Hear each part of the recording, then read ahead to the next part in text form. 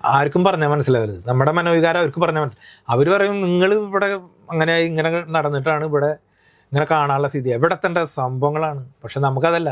അങ്ങനെ നിൽക്കുന്ന ആരും അവനോട് സംസാരിക്കാൻ പറ്റുന്നുണ്ട് നമുക്ക്.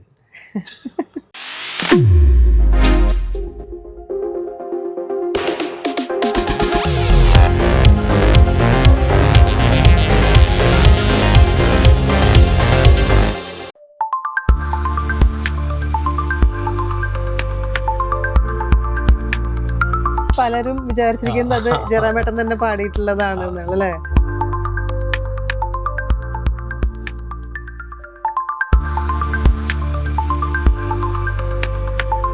സുന്ദരിയേവാ വെണ്ണിലവേവാ എൻ ജീവതാളം നീ പ്രിയമയോ.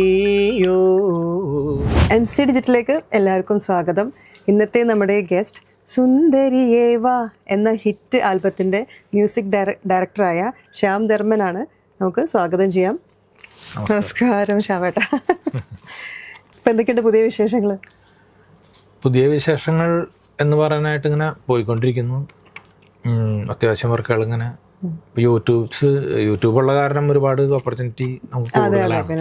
പ്രത്യേകിച്ച് ഞാനൊരു പ്രോഗ്രാമിംഗ് സെക്ഷനായ കീബോർഡ് സെക്ഷനായാലും പുറത്തുനിന്നുള്ള വർക്കുകളും കുറേ ഉണ്ട്. അപ്പോൾ നമ്മൾ സ്നേഹത്തോട് കൂടിയിട്ട് എല്ലാവർക്കും ചെയ്തു കൊടുക്കുക. ഒരു സമയത്തൊക്കെ ഉണ്ടായിരുന്നു, ഇനി എല്ലാവർക്കും ചെയ്തു കൊടുക്കുക. അതാണ് എനിക്ക് സുന്ദരിയേവാന്ന് പറഞ്ഞെങ്കിൽ മലയാളികൾ ആരും എനിക്ക് തോന്നുന്നില്ല ആരെങ്കിലും പാട്ട് കേൾക്കാതിരുന്നിട്ടുണ്ടെന്ന്. അത്രയും ഹിറ്റ് ആയിരുന്നു ആ പാട്ട്. 90s എല്ലാവരുടെയും ഒരു കോളേജ് ക്യാമ്പസിൽ തന്നെ ആ പാട്ടുകൾ തന്നെയായിരുന്നു പുതിയ ആൾക്കാർ വരുമ്പോഴും. പിന്നെ അതേപോലെ ചെമ്പകമേ എന്നുള്ള ആ സീരീസിലെ എല്ലാ പാട്ടുകളും എങ്ങനെയായിരുന്നു അതിൻ്റെയൊക്കെ ഒരു? ബേസിക്കലി ഞാൻ കർണാട്ടിക് മ്യൂസിക്കാണ് ആദ്യം പഠിച്ചിരുന്നത്. അപ്പോൾ എന്ന് വെച്ചാൽ 11 വർഷം അത് കഴിഞ്ഞു കച്ചേരി ഒക്കെ ചെയ്തു തുടങ്ങിയ സമയത്ത് അങ്ങനെയാണ് പിന്നെ ഇതിലേക്കൊരു ടെക്നോളജിയും പിന്നെ കുറേ പാട്ടുകളും കമ്പോസിംഗ് ഒക്കെ നേരത്തെ തന്നെ ഉണ്ട്, ഉള്ളിലുണ്ട്. ബോൺ ജനിക്കുമ്പോൾ തന്നെ ചെറുതായ പാട്ടും ഇതൊക്കെ ആയിട്ടാണല്ലോ വരുന്നത്. അപ്പം അതൊക്കെ എഴുതി പരീക്ഷയൊക്കെ പാസ്സായിട്ടൊരു ജോലിയായിരുന്നു മെയിനായിട്ടുള്ളൊരു ലക്ഷ്യം. അപ്പം അങ്ങനെ അത് കഴിഞ്ഞ് എക്സാമൊക്കെ എഴുതി കേന്ദ്ര ഗവൺമെൻറ് സ്കോളർഷിപ്പും എല്ലാം ഉണ്ടായിരുന്നു. അങ്ങനെ റേഡിയോ സ്റ്റേഷനിലേക്ക് ആയിരുന്നു ഒരു ജോലിക്കുള്ള എൻ്റെ ശ്രമം. അത് ഏകദേശം വിജയിച്ചു എന്ന് പറയാം. കിട്ടിയാനെ. പക്ഷേ ഞാൻ അതിൽ നിന്നൊക്കെ മാറി ഈ ഒരു മേഖലയിലേക്ക് തന്നെ അങ്ങനെ മാറി. അതിന് പോയി കഴിഞ്ഞാൽ പിന്നെ നമ്മളൊരു 10 മണി പോയിരുന്ന് അങ്ങനെ ഒരു മെഷീനായിട്ട് മാറില്ല. പിന്നെ അവിടെ ഉള്ള എന്തെങ്കിലും പ്രോഗ്രാം സെക്ഷനിലേക്കേ കിട്ടുള്ളൂ. ഇപ്പോഴും ഉണ്ട്. അപ്പോൾ അങ്ങനെ പിന്നെ അതിൽ നിന്ന് മാറി ഒരു ഫ്രീഡം പോകുന്നു. മ്യൂസിക് പഠിച്ചു എന്ന് പറഞ്ഞപ്പോ ചേട്ടൻ തന്നെയാണ് ചേട്ടന്റെ പാട്ടിന്റെ ട്രാക്സ് ഒക്കെ അല്ലേ? അല്ല, ട്രാക്സ് ഒക്കെ ഫുള്ള് നമ്മൾ തന്നെ ചെയ്യും. അത് നമ്മൾ ഈ പ്രോഗ്രാമിങ് ചെയ്യുമ്പോൾ തന്നെ ഏകദേശം ട്യൂണും എല്ലാം കൂടിയിട്ട് ഒരുമിച്ച് തന്നെയാണ് ചെയ്യാറ്. അപ്പൊ പിന്നെ പുറത്തുനിന്ന് ഒരാളെ വിളിച്ചിട്ട് പണ്ടത്തെ സിസ്റ്റം അല്ലല്ലോ, ഇങ്ങനെ വന്ന് വിളിച്ചു ആ പാട്ട് പഠിപ്പിച്ചു. പിന്നെ അത് പാടിക്കുമ്പോൾ നമുക്ക് അത്രയും സമയം പോകണം. പിന്നെ നമ്മുടെ ഉള്ളിലുള്ള സംഭവങ്ങൾ അത് വരില്ല. അപ്പൊ അത് കാരണം പാട്ട് കുറച്ച് ഇങ്ങനെ പാടാൻ പറ്റുന്ന കാരണം ഞാൻ തന്നെ അത് കറക്റ്റായിട്ട് പാടിക്കാം. അപ്പൊ അത് പിന്നെ എവിടേക്ക് കൊടുത്തയച്ചാലും അല്ലെങ്കിൽ ഇങ്ങോട്ട് വരുമ്പോഴൊക്കെ അവർക്ക് പെട്ടെന്ന് പാടാൻ എളുപ്പമായിരിക്കും. ഈ മ്യൂസിക്കലുള്ള ഒരു ഇത് ജേണി എങ്ങനെയാണ്? ഇപ്പൊ വീട്ടിലാരെങ്കിലും പാടുന്നുണ്ടോ? വീട്ടില് പാടുന്നത് ഒക്കെ ഉണ്ട്. അതിപ്പോ നമുക്ക് പ്രത്യേകിച്ച് ഇപ്പോ ഞാനിത്തിരി നന്നായി പാടിക്കഴിഞ്ഞാൽ കൂടെയുള്ള 5 ആള് ചിലപ്പോൾ പാടണമെന്നില്ല. പക്ഷെ ഒരിത്തിരി പാടും എല്ലാരും. അത് അവര് അങ്ങനെ കാണിക്കില്ല. പക്ഷെ എനിക്ക് എല്ലാരും അറിയാം. അതാണ് പറഞ്ഞത്. അവരൊക്കെ പാട്ട് പാടും. അങ്ങനെ മോളി പാട്ട് പാടുമ്പോ നമ്മളിരുന്ന് കേൾക്കുമ്പോ നമ്മളേലും നല്ലതാണെന്ന് നമുക്ക് തോന്നും. നമ്മളെ കേൾപ്പിക്കില്ല അവര്. പാട്ട് പഠിച്ചത് എത്ര വയസ്സിലായിരുന്നു?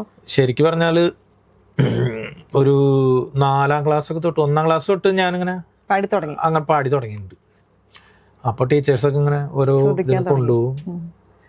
ഒക്കത്തൊക്കെ ഇരുത്തിട്ട് കൊണ്ടുപോയിട്ടുണ്ട്. യൂത്ത് ഫെസ്റ്റിവൽ അങ്ങനെ സ്റ്റേറ്റ് യൂത്ത് ഫെസ്റ്റിനൊക്കെ പോയിട്ടുണ്ട്. പ്രാവശ്യം കിട്ടിയിട്ടുണ്ട് എ ഗ്രേഡ്.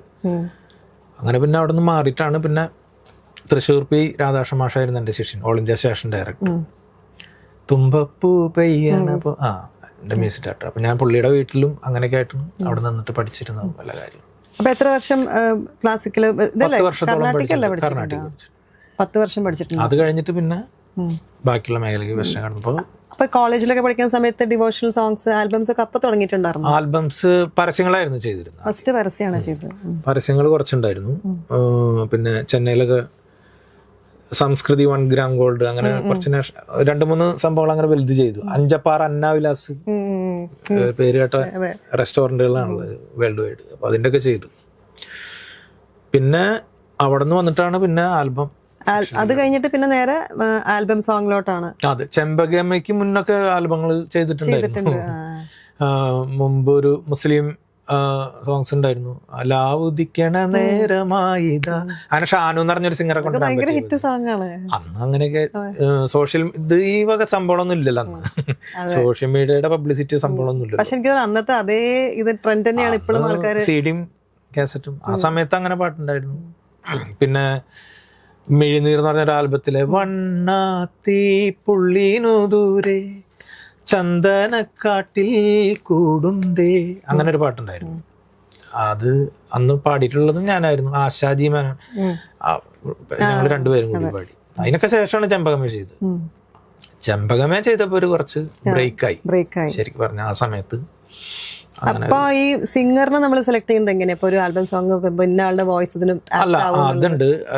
പ്രത്യേകിച്ച് ചെമ്പകമൊക്കെ ചെയ്യുമ്പോ ഈ ഞങ്ങളൊരു സർക്കിള് തൃശ്ശൂർ ജില്ലക്കാരായ ഒരുവിധം അറിയുമല്ലോ എല്ലാവരും. അപ്പൊ ഫ്രാങ്കോ എനിക്കറിയാം, അപ്പൊ വേറൊക്കെ കുറെ പാടിയിട്ടുണ്ട്. പക്ഷെ ആ വോയിസ് നമുക്ക് അന്നത്തെ സമയത്ത് ആവശ്യമായിരുന്നു. ഫ്രാങ്കോന്റെ വോയിസ് അത് നമുക്ക് ഇവിടെ ഉണ്ടായിരുന്നില്ല. അങ്ങനത്തെ ഒരു വോയിസ് നമുക്ക് കിട്ടിയിരുന്നില്ല. കംപ്ലീറ്റ് ഈ ബാസ് സിഗരറ്റ് ഒക്കെ വലിച്ചെടുക്കുന്ന ആൾക്കാരല്ലേ, ദാസേട്ടന്റെ പിന്നെയും കൂടെ പോയിട്ടുള്ളൂ. അപ്പൊ അതിൽ നിന്നൊക്കെ വ്യത്യസ്തമായിട്ട് ഒരാളെ കിട്ടണമെന്നുണ്ടായിരുന്നു. അങ്ങനെ ഞാൻ അവനോട് പിടിച്ച് നിർത്തി പറഞ്ഞാണ്, നീ എന്നെ പാടിയേ ശരിയുള്ളൂ. ആദ്യമൊന്നും വന്നില്ല, സമ്മതിച്ചില്ല, ഭയങ്കര പേടിയായിരുന്നു. പതുക്കെ ശരിയാക്കി. അങ്ങനെയാണ് ആ പാട്ട് ഇറക്കി. ആ പാട്ട് പിന്നെ പിന്നെ അവിടെ ഒരു ബ്രേക്ക്, പുള്ളിക്ക് നല്ലൊരു അത് ഫ്രാങ്കോന് നല്ലൊരു ബ്രേക്ക് ആയിട്ടുണ്ട്. ഫ്രാങ്കോ അതിന് മുമ്പേ അറിയായില്ല. അവൻ ആ ഫിലിം നമ്മളിലൊക്കെ പാടിയിട്ടുണ്ട്, രാക്ഷസി എന്നുള്ള പാട്ടിൽ കുറച്ച് പാട്ടുണ്ട്. പക്ഷെ ഇതോട് കൂടിയിട്ട് ഫ്രാങ്കോ ശരിയായി. ഡിവോഷണൽ സോങ്സ് അത് കഴിഞ്ഞിട്ട് അതിന്റെ കൂടെ തന്നെ ഡിവോഷണലും ചെയ്യുന്നുണ്ട്. അതൊരു നാലമ്പലം എന്നൊക്കെ പറഞ്ഞിട്ട് ചെയ്യുന്നു, ശ്രീരാമ ചൈതന്യം. അതില് ഇപ്പൊ ജയേട്ടൻ പാടിയിട്ടുള്ള ഒരു പാട്ട് ഇന്നും നമ്മുടെ കൂടൽമാണിക്ക അമ്പലത്തിലൊക്കെ തന്നെ വെക്കുന്നുണ്ട്. സംഗമേശൻ വരുവോളം കൂടപ്പുഴയിൽ കുരവയുയർന്നേ മുത്തുമണിക്കൂട്, അങ്ങനെ പുള്ളി പാടിയിട്ടുള്ള ഒരു പാട്ടുണ്ടായിരുന്നു. ആദ്യം ചെയ്ത ഡിവോഷണൽ സോങ് ഏതായിരുന്നോ? ഡിവോഷണല് അങ്ങനെ ഓർമ്മ വരില്ല. അല്ല, നമ്മളുണ്ടല്ലോ, നമ്മൾ അമ്പലത്തിൽ നിൽക്കുമ്പോ നമ്മുടെ പാട്ട് പിന്നെ ഒരുപാട് നാടൻ പാട്ടുകൾ ഉണ്ടായിരുന്നു. അതിലൊക്കെ ഉണ്ടായിരുന്നു എൻ്റെ സുഹൃത്തുക്കളായിട്ടുള്ള മരണപ്പെട്ട് പ്രദീപ് ഇരിങ്ങാലക്കുട. അപ്പൊ ഞാൻ അങ്ങനെ കുറെ ഇങ്ങനെ ഞങ്ങൾ ഒരുമിച്ചൊക്കെ ഇങ്ങനെ വർക്ക് ചെയ്തിട്ടുണ്ട്. ഒരുപാട് പാട്ടുകൾ അന്നൊക്കെ ഭയങ്കര ഹിറ്റായിരുന്നു പ്രദീപിന്റെ പാട്ടുകൾ. പ്രദീപ് മരണപ്പെട്ടു. പാതുകങ്ങൾ പൂജിച്ചു വാഴുന്ന ശ്രീഭരത സ്റ്റേഷനൊക്കെ ചെയ്തിട്ടുള്ളായിരുന്നു. അങ്ങനെ കുറെ അവരായിട്ട് പോയി. അതൊക്കെ നമുക്ക് വലിയൊരു അനുഭവങ്ങളാണ്. അത് അനുഭവം എന്ന് പറഞ്ഞ ഒന്നല്ല, നമ്മള് ഈ കർണാട്ടിക് പക്ക ആ മേഖലയിൽ നിന്ന് വന്നിട്ട് ഇതൊക്കെ കാണുമ്പോൾ അത്ഭുതമാണ്. ഇവരെങ്ങനെ, അവരെ രീതികൾ എങ്ങനെ, അവരെ പാട്ട് കേൾക്കാൻ എങ്ങനെ ആസ്വദിക്കാൻ പറ്റും, ഇതൊക്കെയായിരുന്നു നമ്മുടെ ലക്ഷ്യം. അപ്പൊ ഇവരെ കൂടെ അങ്ങനെ ചേരും, അതൊന്നും ഉണ്ട്. ഈ സിനിമയിലേക്ക് പിന്നെ അവിടെ നിന്ന് വന്നിട്ടുള്ള ഒരു ചേഞ്ച് എങ്ങനെയായിരുന്നു? ഡിവോഷണൽ സോങ്സ്, ആൽബം സോങ്സ് സിനിമയിലേക്ക് വന്നത് ഞാൻ ശരിക്കും പറഞ്ഞാല് ഫസ്റ്റ് ചെയ്തത് ജയരാജ് സാറിന്റെ പടത്തിലായിരുന്നു. അത് ചെയ്യാനുള്ള കാരണം എന്ന് വെച്ചാൽ വളരെ അടുപ്പാണ് ഇന്നും, അത് ഫാമിലിയും എല്ലാവരും. അപ്പം പുള്ളി ആദ്യമായിട്ട് പുള്ളി കൊടുങ്ങല്ലൂര് കണ്ണകി എന്നുള്ള സിനിമയ്ക്ക് മുമ്പിട്ടാണ് ഒരു പടം ഞാൻ ചെയ്യേണ്ട അങ്ങനെ ഒരു സ്ഥിതിയിലേക്ക് വന്നു. ഞങ്ങൾ രണ്ടുപേരുണ്ടായിരുന്നു അന്ന്. അങ്ങനെ ചെയ്യേണ്ട ഒരു സ്ഥിതി വന്നപ്പോൾ പാട്ടൊക്കെ കമ്പോസിങ് കഴിഞ്ഞു. ഒരു 6 പാട്ടുകളും ഇങ്ങനെ റെക്കോർഡ് ചെയ്ത് വെച്ചു. മോഹൻലാലായിരുന്നു മഞ്ജു വാര്യർ. അതിന് 3 ദിവസം ഷൂട്ട് ചെയ്തു ആ പടം. ആ പടം ഷൂട്ട് ചെയ്തിട്ട് അത് പറ്റിയില്ല, നടക്കാണ്ട് വന്നപ്പോഴാണ് പിന്നെ കണ്ണകിയായിട്ട് വിളിച്ചത്. അപ്പൊ ആ പാട്ടുകളൊക്കെ വന്നിരിക്കുകയായിരുന്നു. അപ്പൊ അതിന് പകരമായിട്ട് പുള്ളിയുടെ പ്രൊഡക്ഷനിൽ തന്നെ ഒരു ഹക്കീം എന്ന് പറഞ്ഞിട്ടൊരു ഡയറക്ടർ, പുള്ളിയുടെ അങ്ങനെയാണ് ദി ഗാർഡ് എന്ന് പറഞ്ഞിട്ട് മണി ഒറ്റയ്ക്ക് അഭിനയിച്ചിട്ടുള്ളൊരു പടം. ആ പടത്തില് ഒരു 2 പാട്ട് അതിന് വേണ്ടിയിട്ട്, അതാണ് ആദ്യത്തെ cinema, first cinema the guard. പിന്നെ അതിന് ശേഷമാണ് ഇതൊക്കെ വന്നത്. വെറുതെ ഒരു ഭാര്യയാണ് ചെയ്തത്. എല്ലാവർക്കും പാടിയിട്ടുണ്ട്.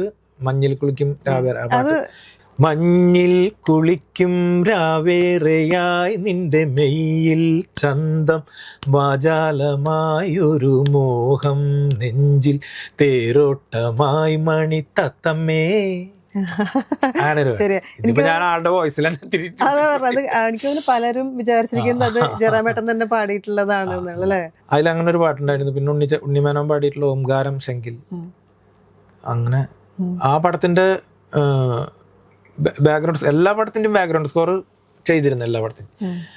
അത് കഴിഞ്ഞിട്ടാണ് പിന്നെ കാണാ കൺമണി, ജയറാം, പത്മപ്രിയ. അന്ന് ഗോപികയുടെ തിരിച്ചു വരം കൂടിയായിരുന്നു നമ്മുടെ വെറുതെ ഒരു ഭാര്യ. അത്യാവശ്യം അത് ശ്രദ്ധിക്കപ്പെട്ടു ആ സമയത്ത്. പടം കംബാക്ക് ആയിരുന്നു. പടം നന്നായിട്ട് ഓടി. പിന്നെ കാണാപറയത്തില് നല്ലൊരു കാണാ കൺമണി, കാണാ കൺമണി. അതിലെ മുത്തേ മുത്തേ മുത്തേ മുത്തേ കിങ്ങിണി മുത്തേ നിനക്കെന്നും ഉറങ്ങിടാനൊരു ചിപ്പിയാണിയമ്മ, കാൽത്തളയിൽ കൈവളയിൽ കിലുകിലെ നീ കളിയാടി വരും നേരം കാതോർത്തിരുന്നിയമ്മ, പിച്ച പിച്ച വെക്കും കൺമണിയേ എന്മിഴി തന്നിലെ കൃഷ്ണമണി നീയേ, പിച്ച പിച്ച വെക്കും കൺമണിയേ എന്മിഴി തന്നിലെ കൃഷ്ണമണി നീയേ. അത് ആ പാട്ട് സുജാ ചേച്ചി ഞാനും കൂടി പാടി. പക്ഷെ അത് ഭയങ്കര ഒരു ഉറക്കപ്പാട്ട്. പക്ഷെ ആ സിനിമ അങ്ങനെയല്ല അല്ലെ? ഭയങ്കര അതിന്റെ ഫുൾ വർക്ക് ചെയ്തിരുന്നു. പിന്നെ ഭാര്യ എത്ര പോരെ പറഞ്ഞിട്ട് പടം ചെയ്തു. അതും ജയറാം ഗോപി തന്നെയായിരുന്നു. അതിലൊരു പാട്ട് അന്ന് പാടിണ്ടായിരുന്നു. പണ്ട് പണ്ട് പണ്ട് ഞാൻ ഇങ്ങനെ തന്നെ ഒരു കോമഡി മിക്സ് കേൾക്കുമ്പോ ചിരി വരും. അല്ല അത് എന്താ പറയാ, വർഷങ്ങള് കുറെ ഇല്ലേ. അത് കാരണം ചെമ്പകമേ തന്നെ ഒരു 23-24 വർഷമായി. ഇതൊക്കെ ഏകദേശം 10-15 വർഷങ്ങളായിട്ടുണ്ടോ ഈ പടം. 16-17 വർഷമായിട്ടോ. പാട്ട് ട്യൂൺ ചെയ്യുമ്പോൾ നമ്മളിപ്പം അതിന്റെ എന്താ ചേട്ടൻ ഫസ്റ്റ് നോക്കുക? അതൊരു കഥയാണോ, അത് അതിന്റെ മെലഡി സൈഡാണോ, അതിന്റെ മൂഡ് അനുസരിച്ചിട്ടാണോ, എങ്ങനെയാ അത് കമ്പോസിങ്? ആൽബം ചെയ്യുമ്പോഴോ? ആൽബം അല്ലെങ്കിൽ സിനിമ ചെയ്യുമ്പോൾ നമുക്ക് അതിന്റെ സിറ്റുവേഷൻസ് അവർ തരും. അവർ തരുമ്പോൾ നമുക്ക് അതിലേ പോകാൻ പറ്റുള്ളൂ. വേറെ ഒന്നും ചെയ്യാൻ പറ്റില്ല. അതിലെങ്ങനെ നിന്നിട്ട് ജനകീയാക്കാൻ പറ്റും എന്നുള്ളത് മാത്രമേ ചിന്തിക്കുള്ളൂ. അവര് തരുന്ന സിറ്റുവേഷൻസ് ഒക്കെ നമ്മൾ മനസ്സിലാക്കിക്കൊണ്ട് അതെങ്ങനെ സാധാരണ ആൾക്കാർക്ക് സ്വീകാര്യമാക്കാൻ പറ്റും. ചാലഞ്ചിങ് ആണ്. അത് പറ്റണം, അല്ലെങ്കിൽ മനസ്സിലാവാതെ പോവില്ലേ. ഇപ്പൊ നമ്മൾ എത്ര പാട്ട് ചെയ്തിട്ടും കാര്യമില്ല. ഏത് പാട്ടാണ് താങ്കളുടെ എന്ന് പറഞ്ഞാൽ അറിയണ്ടേ? അല്ലെങ്കിൽ എന്താണ് ആ മ്യൂസിക് ഡയറക്ടർ പേരെന്ന് ചോദിച്ചാൽ അറിയണ്ടേ? അറിയാതെ 5 ലക്ഷം പാട്ട് ചെയ്തിട്ട് കാര്യമില്ല. അതാണ് അതിന്റെ ശരി. അപ്പൊ ആൽബം സോങ്സ് ആണെങ്കിലും അതിപ്പം ഏതായിരിക്കും? പിന്നെ നമുക്ക് കുറച്ച് ഫ്രീഡം, ക്രിയേറ്റീവ് ആയിട്ടുള്ള ഫ്രീഡം നമുക്കുണ്ട്, കുറച്ചും കൂടി ഉണ്ട്. ഇപ്പോഴത്തെ ട്രെൻഡിലാണെങ്കിൽ അങ്ങനെ ട്രെൻഡൊന്നും ഒരു വിഷയം. അപ്പൊ അല്ല, അതിപ്പോ എനിക്ക് തോന്നുന്നു ട്യൂണാണോ ആദ്യം ചെയ്യുക അതോ ലിറിക്സ് ആണോ? മനസ്സിലാവില്ല. എഴുതിയിട്ടും ചെയ്യാറുണ്ട്, അല്ലാതെയും ചെയ്യും, രണ്ടും ചെയ്യാം. ചില സമയത്ത് ഞാൻ കേട്ടിട്ടുണ്ട് ഉറക്കത്തിൽ വരുന്ന ട്യൂണ് ചിലപ്പോൾ കിട്ടും, അല്ലെങ്കിൽ ട്രാവൽ ചെയ്യുമ്പോഴാണ് ട്യൂണ് വരിക എന്നുള്ളത്. അങ്ങനെയൊക്കെ വരാം. പക്ഷെ അത് അങ്ങനെ പോകുമ്പോ നമുക്ക് അങ്ങനെ ഒരു മാനസികാവസ്ഥയും കൂടി വേണം. നമ്മൾ ഒരുപാട് വേറെ എന്തെങ്കിലും പ്രശ്നങ്ങളൊക്കെ ചിന്തിച്ച് പോകണമെങ്കിൽ നമുക്ക് വരില്ലല്ലോ. അല്ലാത്ത സമയത്ത്. മലയാളം മാത്രമാണോ ചെയ്തിരിക്കുന്നത്? തമിഴ് അങ്ങനെ? തമിഴിലൊക്കെ ഈ ചെമ്പകമേടൊക്കെ തമിഴ്. പിന്നെ പരസ്യങ്ങൾ ചെയ്തിരുന്നല്ലോ, അപ്പൊ ലാംഗ്വേജ് ഒക്കെ മാറിയിട്ട് ചെയ്തിരുന്നല്ലോ. ഹിന്ദി ചെയ്തിരുന്നു. ഹിന്ദി ചെയ്തിരുന്നു. അഡ്വർടൈസ്മെന്റ് ആണ്. കുറച്ചു കാലം ഇവിടെ നിന്ന് മാറി കുറച്ച് ദുബായിലൊക്കെ ആയിരുന്നു അല്ലേ? ദുബായിലുണ്ടായിരുന്നു. അവിടെ ഇങ്ങനെ കുറച്ച് വർക്കൊക്കെ ആയിട്ട് അവിടെ ഉണ്ടായിരുന്നു. പിന്നെ ഇവിടെ നാട്ടിലെത്തി. കുറച്ചും കൂടെ ക്രിയേറ്റീവ് ആയിട്ട് ചെയ്യണമെങ്കിൽ എനിക്ക് നാട്ടില് നിന്നില്ലെങ്കിൽ നമ്മളെ മറന്നുപോലും. അല്ലെങ്കിൽ നമ്മളൊരു സ്ഥലത്തും ചെല്ലാറില്ലേ. ഞാനങ്ങനെ പൊതുവേ അങ്ങനെ ഒരു പബ്ലിസിറ്റി അങ്ങനത്തെ വിഷയങ്ങളൊന്നുമില്ല. എനിക്ക് സോഷ്യൽ മീഡിയയിൽ പോലും അങ്ങനെ അത്ര ആക്റ്റീവ് അല്ല. സാധാരണയായിട്ട് നമ്മളെ ആരെങ്കിലും അല്ലെങ്കിൽ ആ ഒരു രീതിയിൽ കാണുമ്പോഴേ ഒരു ചെറിയ മാനസിക വിഷമാണ്. ഇപ്പൊ നമ്മുടെ നാട്ടിലായാലും ആർക്കും പറഞ്ഞാൽ മനസ്സിലാവരുത്. നമ്മുടെ മനോവികാരം അവർക്ക് പറഞ്ഞാൽ മനസ്സിലാവും. അവര് പറയും നിങ്ങൾ ഇവിടെ അങ്ങനെ ഇങ്ങനെ നടന്നിട്ടാണ് ഇവിടെ ഇങ്ങനെ കാണാനുള്ള സ്ഥിതി, എവിടെ എത്തേണ്ട സംഭവങ്ങളാണ്. പക്ഷെ നമുക്കതല്ല. അങ്ങനെ നിൽക്കുന്ന ആരും അവനോട് സംസാരിക്കാൻ പറ്റുന്നുണ്ട്. നമുക്കൊരു ഇഷ്ടം ഉണ്ടാവില്ലേ, ഇവൻ ഇത്ര നാളായല്ലോ നമ്മൾ കണ്ടിട്ട്, അല്ലെങ്കിൽ ഇത്ര നാളായാലും ഈ നാട് കണ്ടിട്ട്, പക്ഷെ അല്ലെങ്കിൽ ആ മരം കണ്ടിട്ട്, ഈ ഇത് കണ്ടിട്ട്. അപ്പൊ നാടും ഇതൊക്കെ വലിയ പ്രതിബദ്ധതയാണ്. അല്ല, പെട്ടെന്നൊരാള് പെട്ടെന്ന് മനസ്സിലാവാതിരിക്കുമ്പോ ഒരു തോന്നാറില്ല. ഇപ്പൊ സോഷ്യൽ മീഡിയ അതിന് വലിയൊരു ഘടകമാണല്ലോ. ആദ്യമൊക്കെ ഉണ്ടായിരുന്നു. ആദ്യമൊക്കെ കുറെ മനസ്സിലാവുമ്പോഴാണ് നമുക്ക് ഭയം വരാ, ഒരു ഭയം വരും. അതെന്താ വെച്ചാൽ നമ്മള് പിന്നെ ആ ഒരു രീതിയിൽ നമ്മൾ കാണുള്ളൂ. ഓവർ എക്സ്പെക്ടേഷൻ ആ സംഭവങ്ങളൊക്കെ വരുമ്പോൾ നമുക്ക് ഒരു വിഷമമാണ്. നമ്മളെ മാതിരിയുള്ള മനുഷ്യന്മാരാണ് അവർ.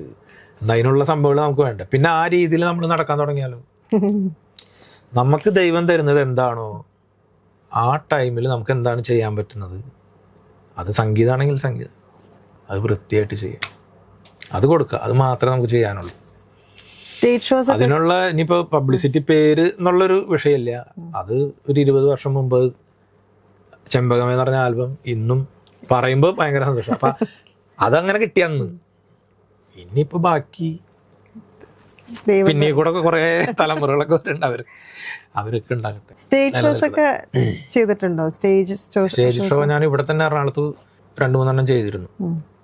അത് നജീം എല്ലാവരും ഉണ്ട് കൂടെ ഉണ്ട്, നജീം അർഷാദ്. അപ്പൊ അങ്ങനെ ഒരു പ്രോഗ്രാം. പിന്നെ നമ്മുടെ ഫ്യൂഷൻ ഉണ്ടായിരുന്നു. നമ്മുടെ ഇവിടുത്തെ ബിൽഡിങ്ങിന്റെ പേര് പറഞ്ഞു, നമ്മുടെ മത്തായി ചേട്ടൻ, PV മത്തായി ചേട്ടൻ്റെ മകളുടെ ഫംഗ്ഷൻ 2-3 ദിവസം അടുപ്പിച്ച് പ്രോഗ്രാം ഉണ്ടായിരുന്നു. അപ്പോൾ ആ സമയത്ത് 2 പ്രോഗ്രാം ചെയ്തു. നമ്മുടെ വിവേക വയലിൻ നമ്മുടെ ഒക്കെ അടുത്തായിരുന്നു കുറച്ച് നാൾ മുമ്പ്. കുറച്ചല്ല, വർഷങ്ങൾക്ക് മുമ്പ് അവിടെ ആയിരുന്നു. അവിടെ നിന്നൊക്കെയാണ് പോകുന്നത് ആദ്യമായിട്ട് റെക്കോർഡിങ്ങിനൊക്കെ പോയി. ഈ എന്താ പറയാ, ഒരു ഡ്രീം പ്രോജക്റ്റ് ഉണ്ടാവില്ല നമ്മുടെ എല്ലാവരുടെയും മനസ്സിൽ. ഇന്നൊരാളെ എൻ്റെ പാട്ട് പാടണം അല്ലെങ്കിൽ ഇന്ന ഡയറക്ഷനിൽ ചെയ്യണം എന്നൊക്കെ ഉള്ളത്, അങ്ങനെ എന്തെങ്കിലും ഡ്രീം പ്രോജക്റ്റ് മനസ്സിലുണ്ടോ? പറഞ്ഞെടുത്ത് വെച്ച് കാണാനുള്ള ഒന്നുമില്ല. അങ്ങോട്ട് വരുമ്പോ ചെയ്യും, അത്രേ ഉള്ളൂ. നമ്മള് ഇപ്പൊ ഒരു കക്ഷിക്ക് അല്ലെങ്കിൽ ഒരാൾക്ക് ഒരുപാട് പബ്ലിസിറ്റി ഉണ്ടെന്ന് വിചാരിക്കും, ഒരുപാട് കഴിവുള്ള ഒരു മനുഷ്യൻ. നമ്മൾ ആൾക്ക് ഇത്രയും കഴിവുണ്ടെന്ന് മനസ്സിലാക്കിക്കൊണ്ട് ചെല്ലുന്നതിനും നല്ലത് ചിലപ്പോൾ ഒന്നും അല്ലാതെ നിൽക്കുന്ന ഇപ്പുറത്ത് ഒരാൾക്ക് അയാളേലും കഴിവുണ്ടായിരിക്കും. അപ്പം നമ്മൾ ആ ഒരു മുഖത്തോടുകൂടി ചെല്ലാണ്ടിരിക്കല്ല നല്ലത്. ചിലപ്പോൾ ഇയാൾ പറയും, ശ്യാമേട്ട ഒരു ചെറിയ പാട്ടുണ്ട് ചെയ്തു തരാൻ പറ്റും, ചിലപ്പോൾ എനിക്ക് പറ്റിയെന്നും വരില്ല, അത്ര നന്നായി ചെയ്തു വെച്ചിട്ടുണ്ടാവും അവരൊക്കെ, ട്യൂണായാലും അല്ലെങ്കിൽ എഴുത്തിലും കാര്യങ്ങൾ. അപ്പം അത് സിനിമയിലും അങ്ങനെ തന്നെയാണ്, ഡയറക്ഷൻ സൈഡിലും അങ്ങനെ തന്നെയല്ലേ നമ്മൾ കണക്കാക്കേണ്ടത്. കഴിവുള്ളവരും ഉണ്ടില്ല, അത് നമുക്ക് എന്തെങ്കിലുമൊക്കെ ആയിട്ട് സന്ദേശങ്ങളായിട്ടും സമൂഹത്തിലുണ്ടാവും. അപ്പോൾ ഈ പണ്ടത്തെ പാട്ട് എടുത്തിട്ട് ഒന്നും കൂടെ റീകമ്പോസ് ചെയ്യാണെന്ന് വിചാരിച്ചു കഴിഞ്ഞാൽ ചേട്ടൻ്റെ സ്റ്റൈലിൽ അത് ഏത് പാട്ടായിരിക്കും? ആഗ്രഹങ്ങളുണ്ട്, പക്ഷെ എന്ന് വെച്ചാൽ ഇതിൻ്റെ റൈറ്റ്സ് ഒക്കെ മാറിപ്പോയി. ഇപ്പം അന്ന് കൊടുത്തത് സത്യ ഓഡീസ് ആയിരുന്നു, ഇപ്പോൾ അത് സോണി അവരായി, ചെമ്പകമ്മയൊക്കെ മൊത്തം സോണിക്കായി. അപ്പോൾ ഇനിയിപ്പോൾ ആ റൈറ്റ്സ് ഒക്കെ സംസാരിച്ച് വീണ്ടും അവരിലേക്ക് തന്നെ ചെയ്യേണ്ടി വരും. നമുക്ക് ചെയ്തിട്ട് ഇടാൻ പറ്റില്ല, റൈറ്റ്സ് അവർക്കല്ലേ. അങ്ങനെയൊക്കെയുള്ള പ്രശ്നങ്ങളുണ്ട് ഇതിൽ. പിന്നെ നമ്മുടെ ഇഷ്ടത്തിന് വേറെ അങ്ങനെ ചെയ്യണം. കച്ചേരി ചെയ്തെന്ന് പറഞ്ഞല്ലോ അല്ലേ? ആ ഉണ്ടായിരുന്നു. ഒരു നമ്മുടെ തൃശ്ശൂർ പഴയ നടക്കാവ് കാർത്തികൻ ക്ഷേത്രത്തിലായിരുന്നു. വളരെ വിപുലമായിട്ടുള്ളൊരു സംഭവമായിരുന്നു. അങ്ങനെ ആദ്യത്തെ കച്ചേരി അവിടെ ആയിരുന്നു, 1.5-2 മണിക്കൂർ ഉണ്ടായിരുന്നു. അതൊരു ഒരു കാലം. അതെ അതെ അതെ. പഴയ പാട്ടുകൾ കൂടുതലും ഏറ്റവും കൂടുതൽ കേൾക്കണത് പഴയ പാട്ടുകളാണോ അതോ? അല്ല, ഞാൻ എല്ലാ ടൈപ്പും കേൾക്കും. ചേട്ടന്റെ ആൽബം സോങ്സ് മൊത്തം മെലഡി കണ്ടന്റ് ആണല്ലോ അധികം. അല്ല, നമ്മുടെ ശരിക്കും പറഞ്ഞാൽ ഈ ട്രെൻഡ് എന്ന് പറയുന്ന കാലഘട്ടത്തിന്റെ വ്യത്യാസങ്ങളില്ല. നമ്മൾ ആ സമയത്ത് ഞങ്ങളുടെയൊക്കെ ഒരു ടൈം എന്ന് പറയുമ്പോൾ ആ സമയത്ത് അങ്ങനത്തെ പാട്ടുകളെ പറ്റുള്ളൂ, അങ്ങനത്തെ ഓർക്കസ്ട്ര. ഇന്നിപ്പോൾ ടെക്നോളജിയും എല്ലാം ഞാനടക്കം ചെയ്തുകൊണ്ടിരിക്കുന്ന കാര്യങ്ങൾ ആലോചിക്കുമ്പോൾ നമുക്ക് ഒരുപാട് ടെക്നോളജി അതിഭീകരമാണ്. നമ്മളും അതിനനുസരിച്ച് മാറണം. അതെ, അപ്പൊ ഒരു ഹെവി ട്രാക്ക് ഒക്കെ പിടിച്ചാൽ കൊള്ളാന്നുണ്ട്. അതിന്റെ അപ്പുറത്തെ പിടിക്കും. നമ്മളൊരു വടി നേരെ മുന്നിലേക്ക് എറിഞ്ഞിട്ട് നേരത്തെ വെക്കും. ഇനിയിപ്പോ എത്ര കാലഘട്ടം മാറിയാലും ചെയ്യും. അതെ, ട്രെൻഡിനനുസരിച്ച് പോവാന്നുള്ളതാണ്. അവരെ പോടും. അതെ, എനിക്ക് തോന്നുന്നത് ചെമ്പകമേ അല്ലെങ്കിൽ സുന്ദരിയെ വാന്നുള്ളത് ഇപ്പോഴും ട്രെൻഡിങ് വണ്ണായിട്ട് ഇങ്ങനെ പോയിക്കൊണ്ടിരിക്കുകയാണ്. ഞാൻ യൂട്യൂബിൽ നോക്കുമ്പോൾ തന്നെ അതിനൊക്കെ എന്താ ഇപ്പോഴും കമന്റ്സ്. 90s കിഡ്സും ഇപ്പോഴത്തെ 2K കിഡ്സ് എന്ന് പറയുന്ന ആ കുട്ടികളൊക്കെ അതിങ്ങനെ തലക്കി പിടിച്ചിട്ടുള്ളൊരു പാട്ടാണത്. അപ്പൊ അതിന്റെ ഒരു സുന്ദരിയെ വാ ചേട്ടന്റെ ശബ്ദത്തിൽ നമുക്കൊരു 4 വരി പാടാം. ഇന്നും അതൊക്കെ കാണുമ്പോൾ നമുക്ക് ഭയങ്കര സന്തോഷമാണ്. കാരണം എല്ലായിടത്തും ആഘോഷിക്കപ്പെടുന്നു. പക്ഷെ ആ സമയത്ത് അങ്ങനെ ശ്രദ്ധിച്ചിരുന്നില്ല. അത് ഏതായാലും അങ്ങനെ ആയി. എനിക്ക് തോന്നുന്നു അന്ന് റീൽസും അങ്ങനെയൊന്നും ഇല്ലല്ലോ. reels ഇപ്പൊ അതിലാണല്ലോ അധികം. അന്നേ തൊട്ടാണെങ്കിൽ ഇപ്പൊ അതൊക്കെ എവിടെ ഉണ്ടാവും. അതെ അതെ. അപ്പൊ അത് നല്ലൊരു അനുഭവമാണ്. പിന്നെ ഈ നമ്മുടെ ടൂറിസത്തിന്റെ ഭാഗമായിട്ട് ഇപ്പോൾ മിനിസ്റ്റർ അത് റിയാസ് അതൊക്കെ ഇട്ടിട്ട് അവര് അതിന്റെ ഈ പാട്ടാണ് അവർ ഇട്ടിരിക്കുന്നത് റീലായിട്ട്. അപ്പൊ അതൊക്കെ ഒരുപാട് സന്തോഷം തോന്നുന്നു. പുള്ളി എനിക്ക് മെസ്സേജ് അയച്ചു, ഒരുപാട് നല്ല സ്നേഹത്തിലൊക്കെ അങ്ങനത്തെ കുറെ കാര്യങ്ങളൊക്കെ. അന്നെൻ്റെ കരളിൽ ഒരു കൂടൊരുക്കിയിലേ, നീലമിഴി കോണുകളിൽ കവിത കണ്ടില്ലേ, ഇന്നും നിന്നോർമ്മയിലെന്നോ ഉണരുമ്പോൾ മാഞ്ഞങ്ങ് പോകരുതേ വാർമഴവില്ലേ, മല്ലികപ്പൂ മണക്കും മാർഗഴിക്കാറ്റേ, നീ വരുമ്പോൾ എൻ്റെ ഉള്ളിൽ തേൻ കുയിൽ പാട്ട്, മിന്നും തരിവള ചാർത്തി പോകുമെന്ന അനുരാഗിയെ കണ്ടോ, എന്നുയിരേ എവിടെ നീ സഖീ, സുന്ദരിയേ വാ വെണ്ണിലവേവാ എൻ ജീവതാളം നീ, പ്രിയമയോ നീലരാവിലൻ. അത് അവന്റെ ശബ്ദത്തിൽ തന്നെ കേൾക്കണം, ഞാൻ പാടി ശരിയാവില്ല. വളരെ എനിക്ക് തോന്നുന്നു എത്ര കേട്ടാലും മതി. ചേട്ടന്റെ സൗണ്ടിൽ കേൾക്കുമ്പോൾ കുറച്ചും കൂടെ അതിനൊരു സൗന്ദര്യം കൂട്ടുന്ന പോലെ തോന്നുന്നുണ്ട്. അപ്പൊ താങ്ക് യു സോ മച്ച്. പിന്നീട് എല്ലാ അപ്കമിങ് പ്രോജക്ട്സിനും all the very best. Thank you. തിരിച്ചും നിങ്ങൾക്ക് ഏവർക്കും ദൈവാനുഗ്രഹങ്ങൾ ഉണ്ടാവട്ടെ. Thank you. ശരി.